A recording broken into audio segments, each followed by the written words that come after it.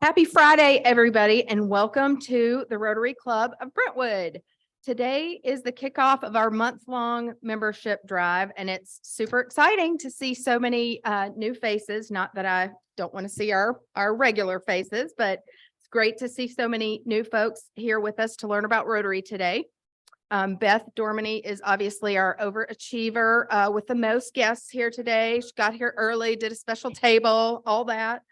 But we are thrilled to have all of our guests. So for our guests today, I'm going to just give a quick rundown of what a Rotary meeting typically looks like for this club. The first 15 to 20 minutes is usually, sort of Rotary business and a little bit of fun. And we always start first with the invocation and pledge to our flag. And then we recite what we call the four-way test. And that is basically the guiding principles that Rotarians use to evaluate all of our decisions. And hopefully we are also using that test to evaluate our decisions in our personal lives too, because they're really good. After that, we have announcements and Happy Bucks. And Happy Bucks is when anybody can throw some money in a basket to have the microphone for a minute. And that can get kind of interesting at times. And theoretically, you get to say what you're happy about when you put your money in the basket. And when it gets really interesting is if you're happy because your sports team won and you know that somebody else in the room is not happy about that. And anyway, it gets fun.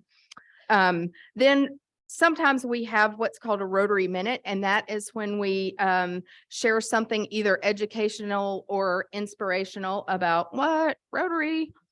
So anyway, that's kind of how the meeting will go today. And then after that, we introduce our speaker. And then hopefully at the end, we do have time for folks to ask questions of our speaker.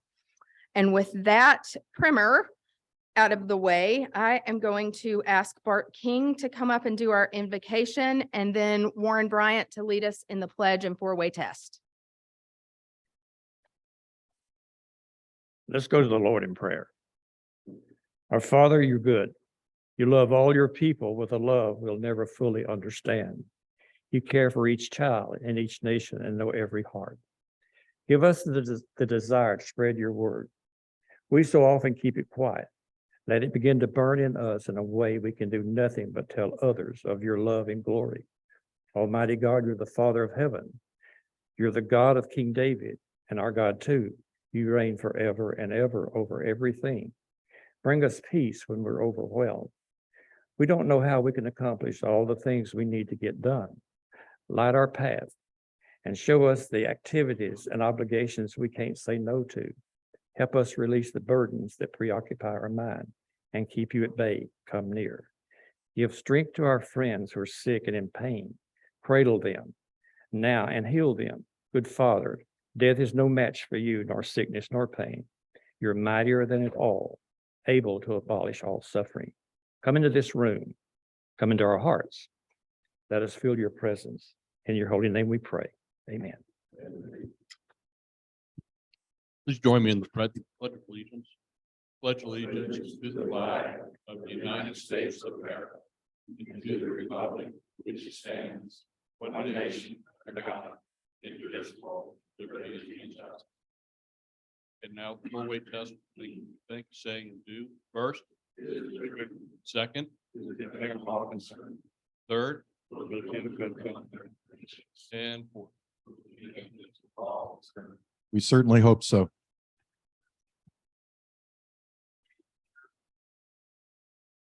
Now I'll ask our club secretary, Steve Hammers, to introduce guests and visiting Rotarians. We have a couple of guests today, We do have a couple of guests today. and that's more than two. The first one I'm going to have Rod Freeman introduce. Yes. Thank you. Okay, Elizabeth, stand up if you will, please. My guest today is Elizabeth Webb. She is the Community and Public Relations Director with the FBI here in Nashville.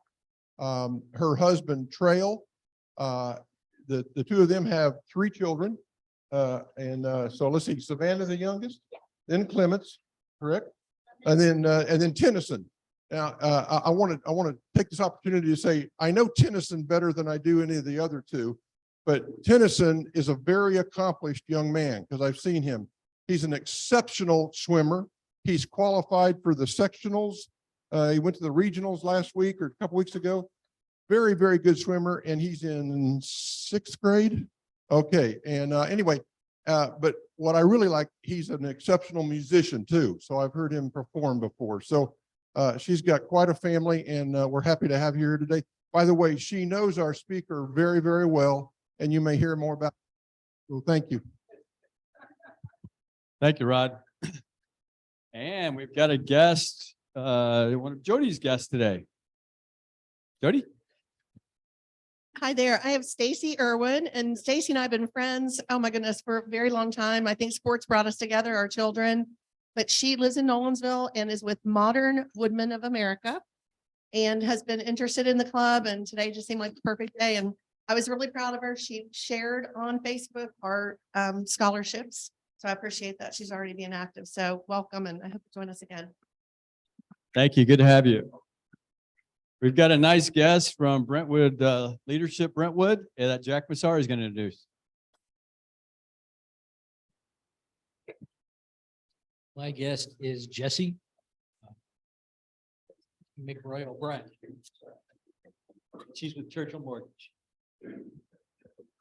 Glad to have you, Jesse. Absolutely.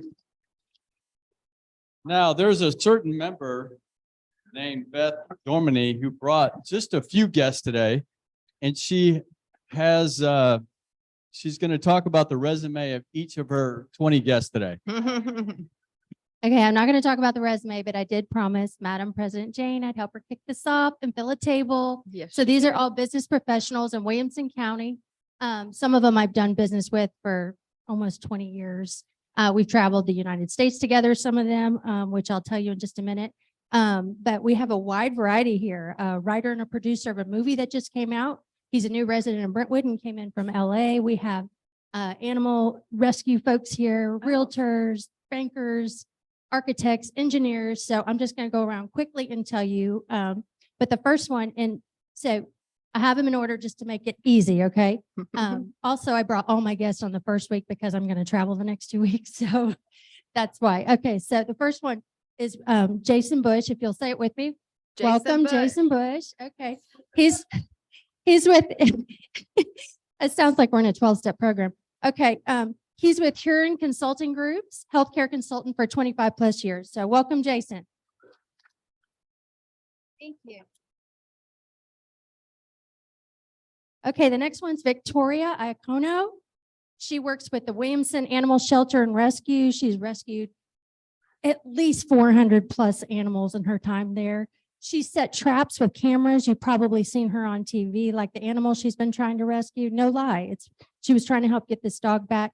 But today I also learned that she's brought animals here to for the residents, right? Was that last year or in the fall? So that's really nice. But welcome, Victoria. Yay. The next one's Karen Clark. This is your second visit, right, Karen? Okay, this is her second visit here. She's the senior vice president of First Bank. She's been in banking for like 30 plus years. Okay, and but she's also a Williamson County resident as well. So welcome, Karen. The next one is June Kroll, former owner of Kroll & Kroll in Franklin, Tennessee, which was an accounting firm. But now more recently, she's with Bailey and Ivy Realtors. And also we have another owner of Bailey and Riley Ivy over there. Sorry, I'm saying it wrong. But anyway, welcome, June. Next one is Allison Martin. She works with Vieira Medical. Am I saying that right? Okay, yay. But she's in sales and consulting, 20 plus years of medical sales and consulting. She's also a new Brentwood resident. She moved from Franklin over to Brentwood. So she and Mike are just here off of Concord Road. And she's also gone with me to Waverly before and supported us down there in our efforts with feeding the homeless in Waverly and also those that are recovering from the flood. So welcome, Allison. The next one is Mike Riley. He's the writer and producer of Code Red Youth of the Nation. When you Google the movie or download the movie, be sure that you put in Youth of the Nation after that because there's lots of Code Red things online. I made that mistake by accident. Yes, I'm just clarifying for you. But hopefully he'll get to be a speaker for us next year and you guys will get to hear a little bit about him. I introduced him to Bart earlier, who's doing this. But anyway, he has a former career in law and he's a new resident from LA. He travels back and forth to LA. We also have a few more others over here we'll introduce you to afterwards that are from California. So welcome, Mike. The next one is Chris Howe. He runs the state of Tennessee office for Bellwether Enterprise. I can never say it. Did I say it right? Okay. Which offers financing and commercial for funding for the family properties. Am I saying all this right? Okay, good. All right. But anyway, he is his office is over in Brentwood, Maryland Farms, just like a stone's throw from my office. So anyway, welcome, Chris. And I think he'd make a great Rotarian. Hint, hint. Okay, next is Colleen Atwood. Colleen, Jessica, and Chip and I have traveled the U.S. together doing multi-unit commercial projects. We've worked for, spearheaded under this one's old firm, Design Engineering. We probably worked on 55 plus brands across the U.S. Primarily restaurants was our niche market, but now they've branched out and they're doing all kinds of mixed use and retail. And so it's exciting. But one of Colleen is the owner of Sea Forward Architecture in Brentwood, Tennessee, and Maryland Farms as well. She was one of the things I wanted to tell you. She was Cracker Barrel's architect for 30 plus years. So way back to what store was the first store you did? 17. I was about to. Store number 17. And they're up to store, how many do you think they have now? 600, 700 plus stores. So, but she also did like 55 other brands, but that's just one that they always had her on the hot button. So if her door was closed, we knew don't bother her because Cracker Barrel was on the line. But welcome, Colleen Atwood. Jessica Gore is a civil engineer. She has her own firm, Para Design. She's civil engineer for 20 plus years. Again, I worked with her on multiple different brands across the United States. And these, she's just a wonderful human. All of these are, but it's special when you get to work with them and travel with them because that's when you really get to know someone. And what's really special about these three that I've worked with in the professional industry is they're very humble, very kind. So I'm very thankful. But anyway, welcome, Jessica. And then we have Chip Wallace. He's the owner of Sayorsa Architecture, 25 plus years in architecture. Again, worked on all these brands. Some of the ones he does now are Tractor Supply, medical buildings, restaurants. He's licensed in like 26 plus states. Colleen's licensed in 48 states, and she's working on all the Southeast projects right now in civil engineering. So welcome, Chip. And last but not least, Terry Ivy, who is the principal broker for Bailey and Ivy Realtor. She has 17 plus years of residential and commercial real estate, 10 years of pharmaceutical sales prior to that, and 20 plus years being a professional singer. So fa la la la la, if we need a guest singer, here she is, Terry Ivy. But thank you everybody for coming today and filling my table. Okay, who's next week? You have Yeah, more he's than doing that 5 next guests. week.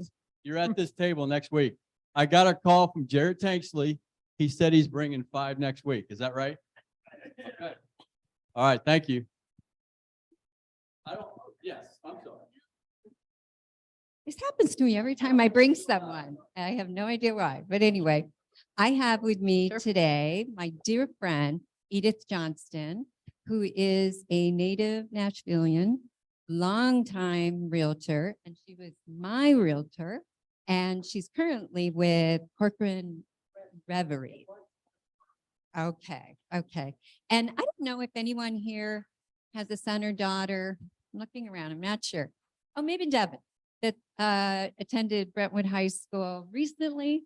And last few years is Edith's daughter, one of her children is the brilliant Edie Kelsey, who's the math teacher. And I don't know if you had her, but anyway, her claim to fame. Anyway, thank you. Calculus.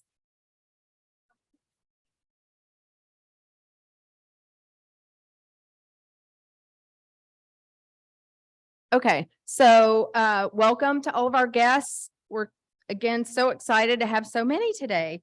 Now we're gonna do Happy Bucks. I do have to ask because of time. If you are gonna say something during Happy Bucks, we need to make it super, super brief. But Jody's gonna talk about where our Happy Bucks for today are going. And then Hey, lead us. everybody. I volunteer with the YMCA's Full Circle program, and one of our families in the adult program, he's in his late 20s. Randy's nonverbal and on the autism spectrum, and there's not a whole lot of places families like that can get service, but the YMCA offers it. And anyways, sadly, last Thursday or Friday, their house burned down and they lost everything. His mom started working at the Y. Randy's having a really hard time because it's caused a lot of anxiety, and they're living in a hotel right now. Last Monday, they went to the house hoping they could salvage something, and there was nothing. They need gift cards for clothes. They need anything you can think of. They do not have anything left. And this family is just such a beautiful family, and the mom, just helps other kids at the program. And so anyways, so anybody who would like to give, I appreciate it. We're also at the Y, you can drop off gift cards at the front desk, because this is going to be a long-term process for them. Okay. Could you maybe get them to give you a list of what they really need, and you could send that to us, maybe members of our. Yeah, we could do a Okay. clothing drive or whatever. Okay, and I'll get Sure. information Furniture. on clothing and sizes. I just know that the first thing they told me was gift cards so that they could eat at restaurants and get food and stuff like that. Jimmy, is this the Concord? Yes. I'm sorry. Is it out? I'm grateful that I saw my cardiologist on Tuesday after he ran me like a rabbit on the treadmill. He said, "Your numbers are great, Mark. You're healed 100%. Go home. I'll see you in 6 months." So that's big Perfect. news. 70.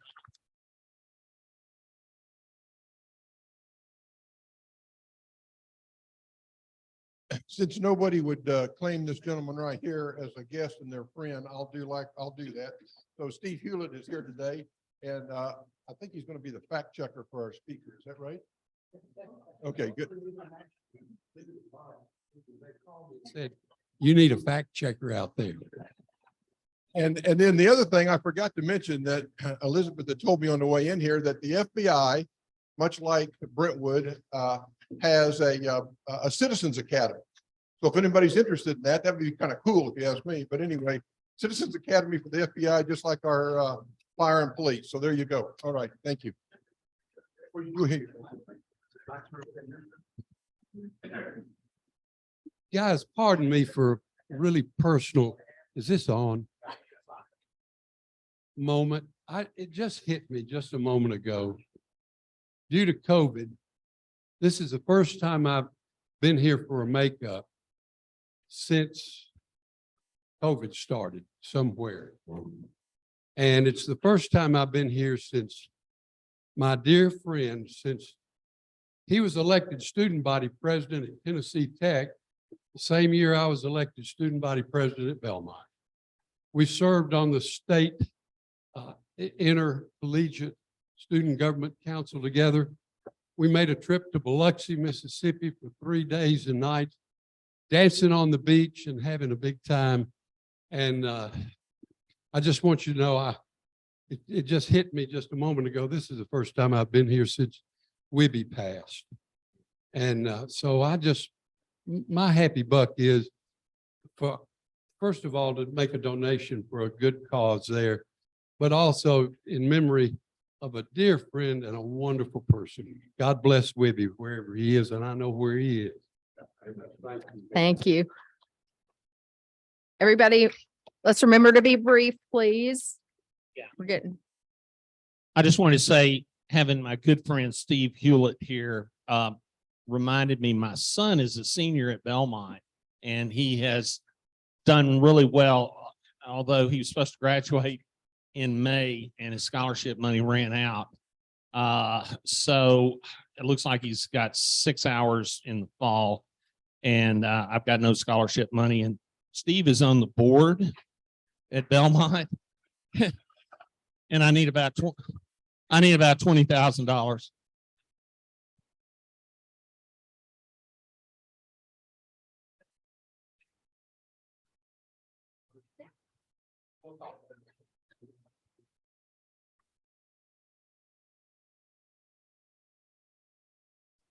Beth's table got they heard the brevity comment over there.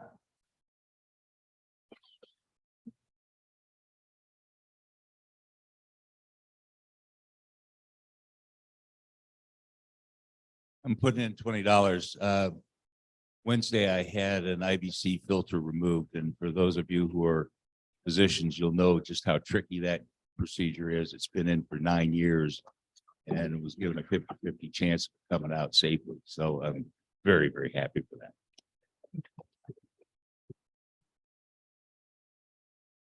So I just wanted to, this is for Jane, and thanking her. I was forced to spend 30 days in Hawaii, Mhm. and it was hell. And she helped me through it with emails, encouraging me to stick it out, and I did and made it. And one final thing, if you ever want to hear an old time, fiery, wonderful political speech, go listen to a fellow by the name of Frank Clement, who used to be the governor of the state of Tennessee, the father of our speaker. And I tell you what, that guy could put on a speech. I used to hear it. Welcome back, Tom.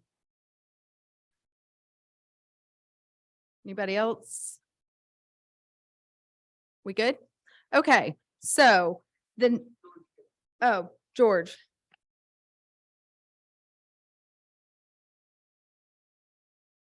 Okay, thank you, everybody. That's awesome. So next, we're going to have a Rotary Minute, and you are so lucky today because guess who's doing the Rotary Minute? That would be me. So our membership committee asked me to share what I get out of Rotary, not why I joined Rotary, but what I get out of being a Rotary member, because I think most Rotarians in this room will tell you that why you joined and what you get out of it are two very different things. And so while there is, it's hard to even capture all that you get out of it, I did boil it down into 4 categories. And the first one is connection. Rotary is really all about connection. When you join, you're automatically connected to people locally and across the globe who are collaborating to find creative ways to help others in need. And when you see an amazing accomplishment like the almost eradication of polio that has been one of Rotary's top, or has been Rotary's very top priority for more than 35 years, or even the brand new inclusive playground that our club spearheaded and worked with the city of Brentwood and the community to build right here in our own community, you'll know that through your Rotary connection, you actually played a part in a huge project that you would not have been able to, or most of us would not have been able to accomplish on our own. So makes you feel, you feel connected to a much bigger thing. And that's very cool. And I will say Rotary connections pop up all the time in your business, at church, social events, all that kind of, everywhere really. And when you learn that somebody else is a Rotarian and they learn that about you, that tells you something very important about each other. The next thing that I would say is friendship. So in my 18 years in Rotary, I've met people that I otherwise might not have had the opportunity to meet. And when you meet people through Rotary, you obviously start out already having something in common. And so friendships are easier to develop and they're fostered by serving together. So these are relationships that are built on very solid foundations. The next thing is a sense of community. So I moved here for my job without knowing anybody or having any family here or anything like that. So I joined Rotary and it has made me feel, back to the connection word, it's made me feel a connection to the community. So that's not only by getting to know the people in the club who are business leaders and elected officials and public servants right here in Brentwood, but it's also through the programs that we hear on Fridays, like the one that we will be hearing today, that have taught me so much more about our community and our state. And then, of course, you're serving alongside other community organizations and community members. So it does give you a much better sense of community. And then finally, I would say an attitude of gratitude. We can all get caught up with work and kids and life. But being a Rotarian is a great way to make sure that you are doing something back. If I'm being completely honest, my job is so hectic that I don't know for sure that I would like to think I would, but don't know for sure that I would take the time to seek out these to serve. And by being part of this club, that's kind of done for you, and it's easy to participate and do things to give back. And we all know that when you are serving and helping others, you get more out of it than you gave. So I couldn't really come up with the word that I was looking for there, but I think the point is that it makes you feel grateful that you were able to, that you're in the position to be able to give back. It gives you an attitude of gratitude.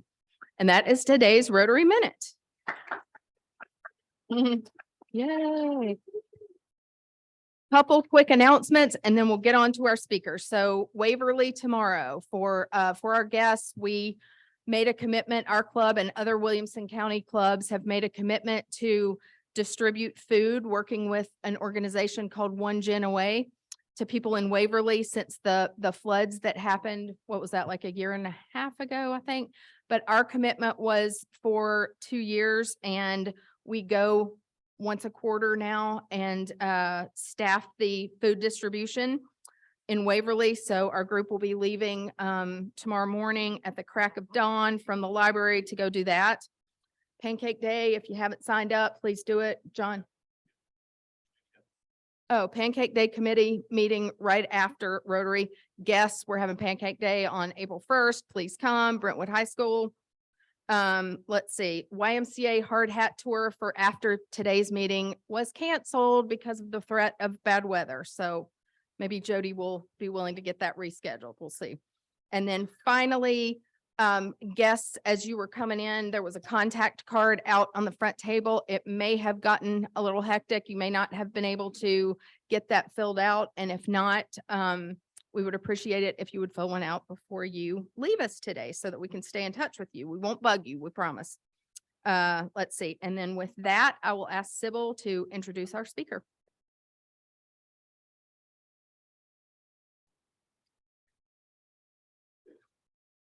So I am so honored to introduce the former 7-term Tennessee Congressman Bob Clement. The Clement family has been instrumental in Tennessee history and have served the state in several capacities for decades. A few years ago, Bob wrote his autobiography entitled Presidents, Kings, and Convicts: My Journey from the Tennessee Governor's Residence to the Halls of Congress. I'm curious, the king, was that the king or was it royalty? Oh, what about the king?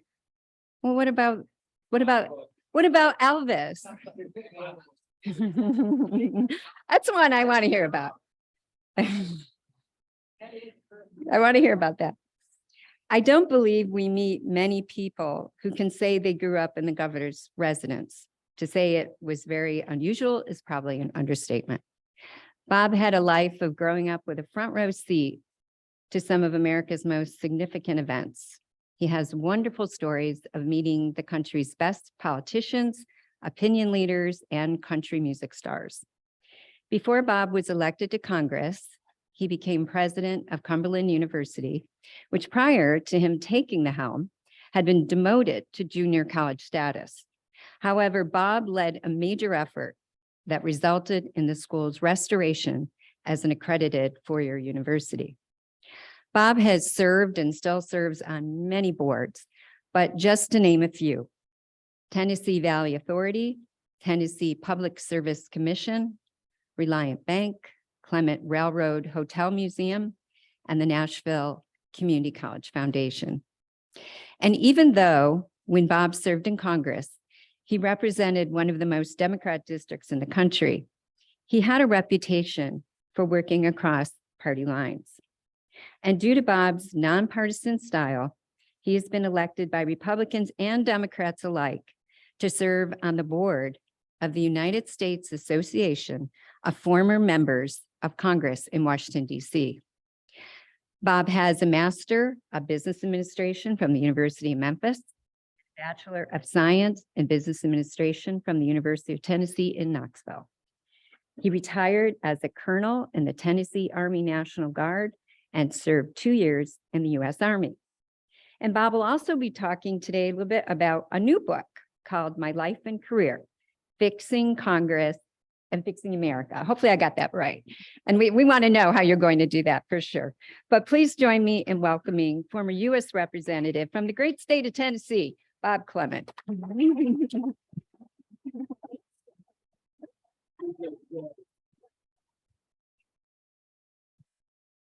Sybil, you did great. Thank you so much. And I want to say, Jane, Madam President, good to be with you and officers and board members. And I love the Rotary Club, period, because number one, you always have a good crowd.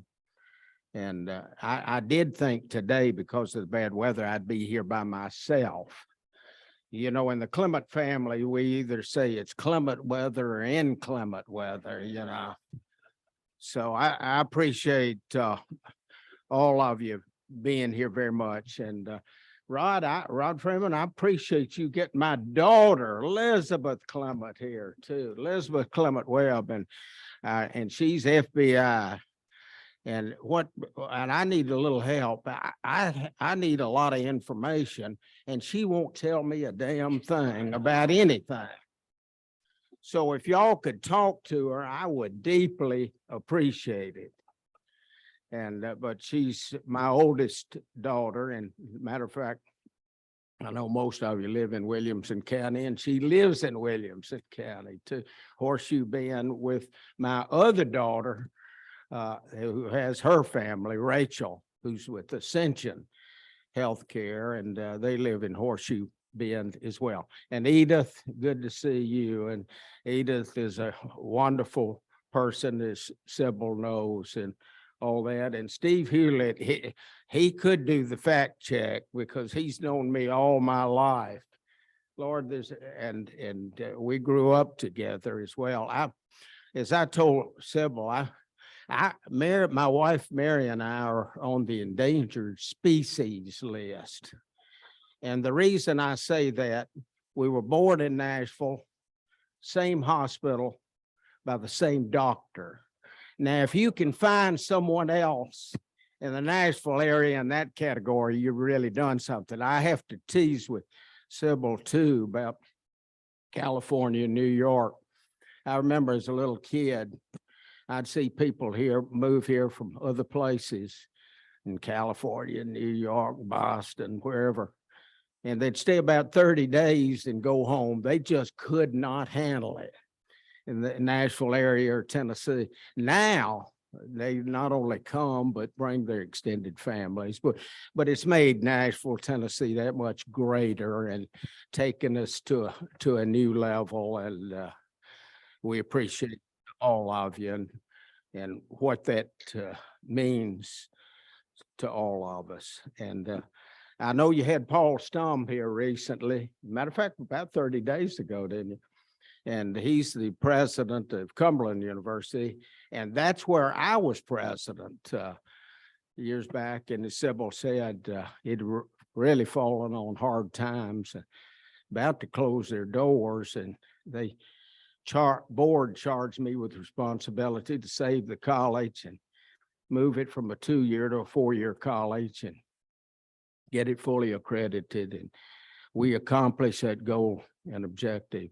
But I will say under Paul's taken us to a new level, and Cumberland University is doing very, very well. I am going to talk about my book. My book's Presidents, Kings, and Convicts. And I know some of you, I think Sybil's already asked, why is it named that? And I'm fortunate that I've met every president from Truman all the way through Biden. I did miss one. Queen Elizabeth missed one during the same presidents. She missed Lyndon Johnson, and I missed Mr. Trump. But other than that, I've met all the presidents over the years. So that's the reason I named president, then kings because of the royal family, but also the king, Elvis Presley, that I'll talk about in a moment. And then convicts. My father was with the FBI years ago, never knowing my daughter, Elizabeth, would be with the FBI. And so he went to Cumberland, and then he went to Vanderbilt Law School, and then he went directly in the FBI. And he was there when he got there, already passed law school, all that, at age 21. And I appreciate Tom. I appreciate you commenting a while ago about Dad. His enemies my father's enemies, because my father was such a great orator, says, don't ever go hear that so-and-so speak, or you may vote for him, because he was a great speaker. But my brother Frank and Gary and myself, my family, mother and dad, we lived in the governor's residence for 10 years. And only 2 other governors in Tennessee history ever served longer than my father, Frank G. Clement, and he served in the 50s and 60s. But that was the first governor of Tennessee, John Sevier. And then the third governor, William Carroll, who went out of office in 1835. So no one's lived there longer than the 3 of us. But what I thought I'd do, and I know I got to stay on time, and I want to leave some time for questions too. And the statute of limitations is run, so whether it's personal, political, or professional, it's okay, But I thought I'd break my speech down into 3 parts. One, I'll tell a couple of stories about the governor's residence growing up, because I was only 9 years of age, 9 to 15 and 19 to age 23, when I lived at the governor's residence. Then I'll talk for a moment about fixing Congress and fixing America. And then number 3, about some of the accomplishments I'm awfully proud of as a member of Congress once upon a time. And Sybil, I did serve 8 terms rather than 7. I didn't want you to shorten my term, but it's okay. It's okay. But I'll start one day, and remember, I'm the fly on the wall. I didn't get to talk. I just watched and observed, 9 to 15. But one day, Colonel Tom Parker, who was manager for Elvis Presley, called, and he lived in Nashville. A lot of you might not know that, lived in the Madison area in Nashville, and managed Elvis worldwide. He says, Governor Clement, Elvis is in town, and Dad had been wanting to meet Elvis, but Elvis wasn't a superstar yet. This was 1956. And Dad says, bring him out to the governor's residence. So then immediately Dad picks up the phone and calls the state penitentiary, calls Droopy Edwards, warden at the state prison. He said, bring the prisoners out at the governor's residence. Because the prisoners were a singing group that Dad had sent all over the state. All of them had 99-year sentences, but they were great singers, great entertainers. And they'd speak to civic clubs like the Rotary Club, all that, or churches or whatever. And they'd give their testimony first about where they went wrong in life. And then they would sing, and they could sing. And the lead singer, Johnny Bragg, wrote the song Behind Bars, Just Walking in the Rain, that was made famous once upon a time and lives on today. Matter of fact, I spoke at his funeral a few years ago. So Elvis came out to the house, just the family was there upstairs. And I know a lot of you been to the governor's residence, Curtis Wood Lane, Governor Lee being governor now, Lord knows, maybe everyone in Williamson County's been to the governor's residence. I don't know. But it's 12 acres of land. We were the second family to live there. Governor Gordon Browning and his wife lived there first. And then here we lived in a modest house. And then all of a sudden, one day, 9 years of age, move in the governor's residence. And so I want all of you to know, I grew up in public housing. And I always say that, and people look at me sort of strange, you know. But Elvis came out to the house and he got so carried away. He'd never had that exposure being with the prison heirs. And just the family there in the sitting room upstairs, and Elvis playing the piano. Colonel Tom Parker did all the talking, really, and Elvis would sing and play and harmonize with the prisoners. He got so carried away. He stayed till 3 o'clock in the morning. I hate to say it, I'll confess, I did go to bed at 1:30. And I've always regretted that, but the truth is I did. And then after that, every time Elvis had come to Nashville area, he'd call my father, Governor, you think I could go out to the state penitentiary and spend a little time with prisoners? And I have no doubt that's where he got a lot of his ideas about Jailhouse Rock and a lot of the others because of his exposure with the prisoners. Another one I'll tell, and then I'll move on, is Harry Truman, President Harry Truman. My father loved Harry Truman. Felt like he was one of the greatest presidents of all times. And Harry Truman was responsible for my father being the keynote speaker at the Democrat National Convention, 1956 in Chicago. And President Truman, what a pleasant man he was. And remember now, back in those days, a former president had no Secret Service. They were on their own, you know. So he was staying at the governor's residence, spent the night there. And Dad wanted to make sure he's fully protected, being a former FBI agent and all that. So we had 5 highway troopers there just to take care of everything. Well, Dad knew Truman got up early in the morning. So the next morning, Dad got up at 5:30 in the morning, check on Harry Truman, went to the guest bedroom at the governor's residence upstairs. No Harry Truman. Went downstairs, true story, asked the highway patrol, where's President Truman?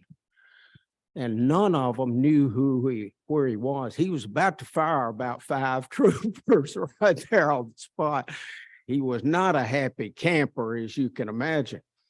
They found Harry Truman taking his morning walk down in front of Curtiswood Lane, all by himself. Well, everything was fine, but it sure made everybody rather nervous at the time. I want to move on now to what I want to talk about fixing Congress and fixing America. And because several things have changed in Washington. Now, I served there from 1988 to 2003.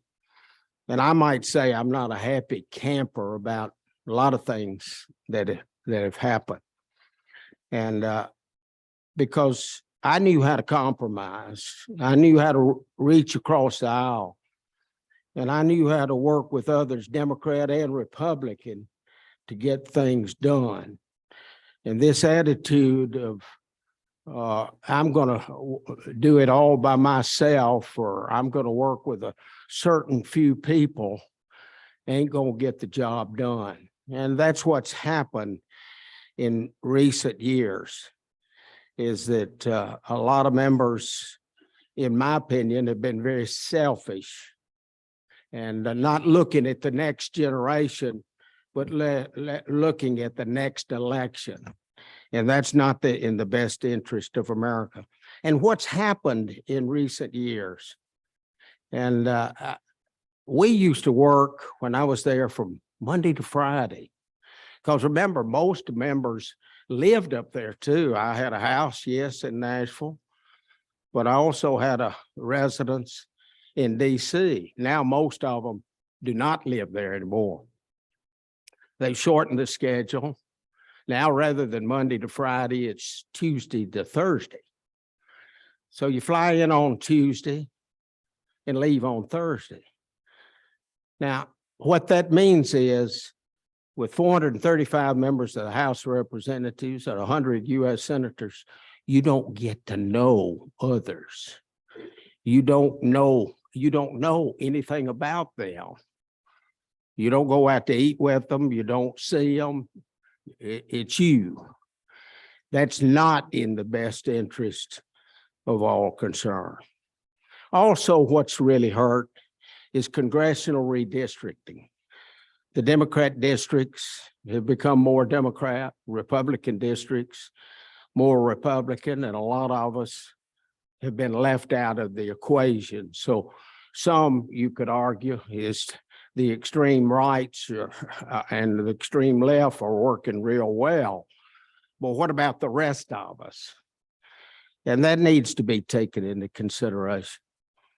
Number 3 is the influence of big money. Money, it's unbelievable how much money is being spent. Now, I've had some politicians tell me, even former Speaker of the House, what's wrong with politics? We don't have enough money in politics. Lord help me. You know, when Marsha Blackburn and Phil Bredesen ran, not taking anything away from either one of them, you know how much money was spent in that race? $100 million.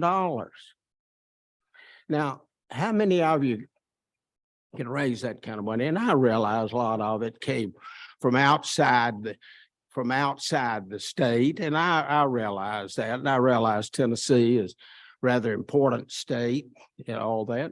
You know, we border more states than any state in the United States. We have not only influence in Tennessee, but many other places as well, not in our best interest. We need to limit campaign spending once and for all. And not only for the individual to have real limits, but also the candidate themselves, where the candidate themselves will spend millions. Now, naturally, they set it up as a loan. So when they win, they are able to get every penny of it back, but it's not in our best interest. I've always opposed term limits because I've always felt like congressional term limits gives that much more power, which it does, to the bureaucracy. But if we're going to have this many advantages for the incumbent, and we're not going to have term limits, or limit campaign spending, then we must move toward term limits. We don't have a choice. There are too many people these days have become spectators rather than participators, sitting on the sidelines. And as you know, these days, a lot of people even vote. I have people all the time saying, well, are you registered to vote? Do you vote? Oh, no, I don't register. I don't vote. Well, my voice is not important. I said, well, as long as you feel that way, nothing will change. And that's where we are now. And I want to move to other part, and then, Lord, I've got to get to questions quick. And some of the accomplishments I'm real proud of. Y'all won't believe this. When I first ran for Congress in 1987, you know what the #1 issue was? The airport, the Nashville airport, about the noise problem. and all that. And my first term, I proposed a bill, Noise Abatement Reimbursement Act, solve the noise problem, buy property, insulate homes. Never had another complaint about the airport, and we got a first-class airport. That was a commitment of over $100 million. Another one I'm real proud of, being a veteran myself, I served 2 years U.S. Army, 29 years in the Army Guard. I knew how to get in, but I didn't know how to get out. So, but I work real hard on VA issues, and like Nashville VA, put a new face on a VA and to improve it a lot. But also number 3, transportation bill. When I came to Washington, we were getting $360 million in federal transportation dollars, federal dollars. And I noticed the formula was based in the United States on population, but it was based on an old formula that benefited the North and the East at the expense of the South and the West, because what happened? There was a shift in population, but they were still operating on old formula. We changed that. And we moved from 360 million to 700 million. And I know the bells are going off. So, and being a Rotarian, I know what that means. I did help immensely on walking trails and bicycle paths because I felt like the time had come, and which was very, very important. And I want to mention also, I have to, on the budget, and I hope on the question and answer period, we can talk about the budget a little bit. I was on the budget committee because we did, while I was there, I'm proud to be able to say we once upon a time had a balanced budget, but Lord help us, we're a long way from that these days. Not good. Thank you.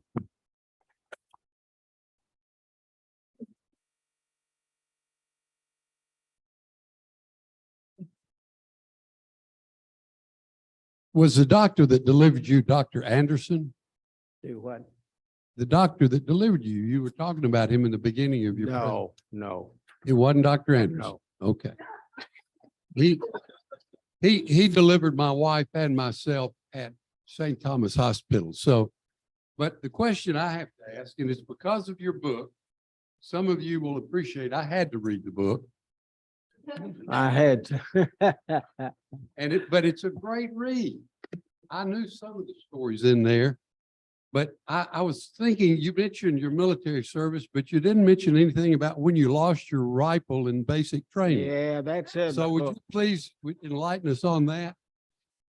A mountaineer stole my M1 rifle. We were up there on military maneuvers. I was at University of Tennessee, ROTC. And oh Lord, I was in trouble. I did call the highway patrol because Dad was governor. I said, I need a little help. And they found the mountaineer. And so I explained to the mountaineer, I said, I've got to have my M1 rifle back. He said, I said, U.S. government could prosecute you. He said, what's the U.S. government? But I got the rifle back. I was saved. My career was saved. What's the next question? Fun read, by the way. I enjoyed every bit of it. It is at Amazon, so all of you know. We can find I'm that for sure. Steve didn't say that too, but it was written 7 years ago, but believe it or not, with Congress doing nothing, it's not out of date.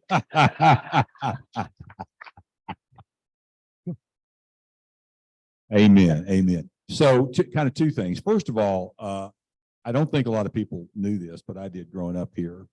So the Tennessee Constitution at the time said that you could not succeed yourself as governor. So what Bob didn't mention is that he wasn't there 10 consecutive years, but his dad would run than another fellow who I would call Frank Clement Light. But anyway. Well, no, that's right. Yeah.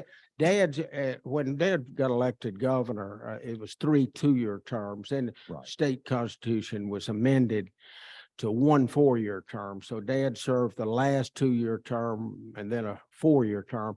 Then he had to lay out 4 years before he was eligible to run for another 4-year term, which he was successful. In Tennessee history, we used to call it the leapfrogging governors. They would leapfrog each other in there. But, well, I wanted to ask what your thoughts were on the stadium and the East Side development in Nashville, that this is up for funding now and. On that the sort of- football stadium. Right, right. Yeah. And the development that's going to go around that stadium as well. You know, I think we got to look at it seriously. It's a big issue. It's a big commitment and all that, and I will say professional football has taken us to a new level when it comes to tourism and all that. And gosh, it's an unbelievable amount of tourism we have for Tennessee. You know, I was on the Foreign Affairs Committee, Transportation Committee, Budget Committee, so I traveled all over the world, and I would mention about representing Music City, USA and all that, and anywhere in the world. Oh, I want to come to Nashville. Well, they've all come to Nashville. Now we got about what, 200 a week come to Nashville. I mean, it's staggering, Nashville area. And so, but we got to look at it seriously. And I wonder too, they're reducing the size of the stadium, which means less people will be able to attend. And as you know, a lot of people that go to the games are not from even this area. They come from everywhere. So, but you gotta look at all the proposals, and I'm sure the Metro Council will. Yeah. I'm not sure how to ask this, but the Chinese influence on the US government, and how many people in Washington are influenced by Chinese or have Chinese connect? Well, as you know, it's come down now. There are 2 superpowers on earth, and that's the United States of America and the People's Republic of China. No doubt about it. Those 2. And I've been to China several times. I'll never forget going the first time. Gosh, bicycles everywhere. Million. I mean, I've never seen so many bicycles. Then the second time I came, I couldn't even find a bicycle hardly. I mean, it changed so much. But I met with the mayor of Shanghai, and that's truly an international city by every sense of the word. But I was commenting to him. I said, Mayor, this mayor of Shanghai, I've never seen so many building cranes in my life. I mean, building cranes everywhere. He says, we've got Congressman Clement, we got 17% of all the building cranes in the world in my one city. Then I met with the Minister of Education in China, and he commented to me, he says, Congressman Clement, I want you to know I have more Chinese learning English than your entire population. Which they're on the move, there's no doubt. And Chinese are very patient people too. I mean, they don't, we Americans want instant gratification and all that. But the Chinese are very smart and very focused. I'm worried about Taiwan because I've been to Taiwan too, met with their officials there as well. And so I hope they were not gonna, I hope by what's, I hate to say happening in Ukraine, I'm furious about what Russia's doing in Ukraine. And because I've been to Russia a number of times, I've been to Ukraine.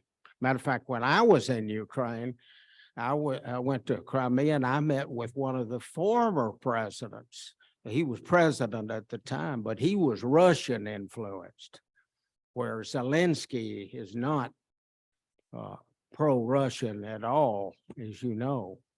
But Russia, I mean, Ukraine's a great country, and as you know, it's what, second largest country and land area in Europe. So it's and it's the agricultural its agricultural base is phenomenal too. But China is something to watch and monitor. But I don't want us to burn our bridges with China. We do not need to do that. We need to try to be as diplomatic as we possibly can, but we got to take them very seriously because they're truly on the move. So I got another question.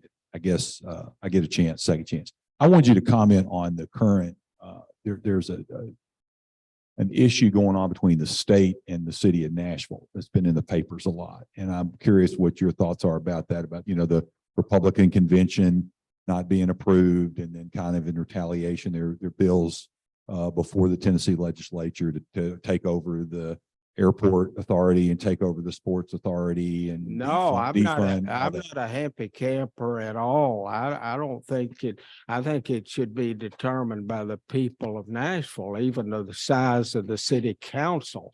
I realize we have a large city council. A lot of cities have a much smaller city council than 40. That's the reason we were able to bring about metropolitan government, is because we had 40. Because if we had tried to reduce the size from 40, let's say, to 20, when we voted on metropolitan government, which a lot of cities envy, where the city and county consolidate, we would have never passed metropolitan government. But by retaining the 40 members of council at that time, this was years ago now, that's when we were able to bring about metropolitan government. Great to be with y'all, and I know it's 1 o'clock.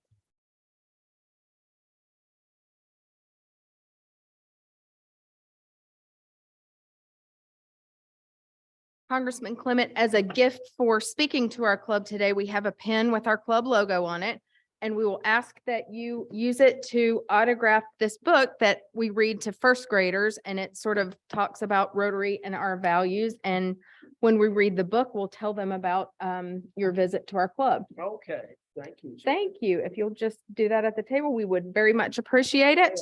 And to our guests, I hope you guys have all enjoyed being here as much as we've enjoyed having you today. Hope you're interested in our club. And if everybody would please help put away the tables and chairs like we normally do, and anything else for the good of Rotary. Okay, we're adjourned.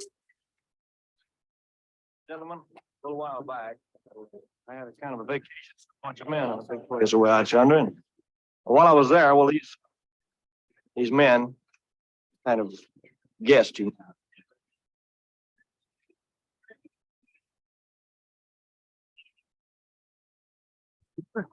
Backdoor problems? Preparation H has got your back. Make that backside. How about Carolina?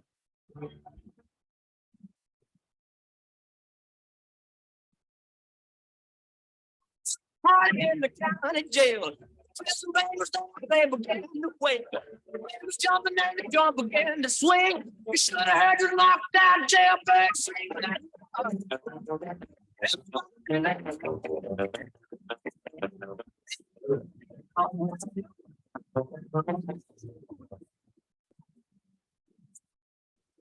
The saxophone, little John blowing on the slide trombone. I'm a brother and I'm a great boom. Such a wonderful.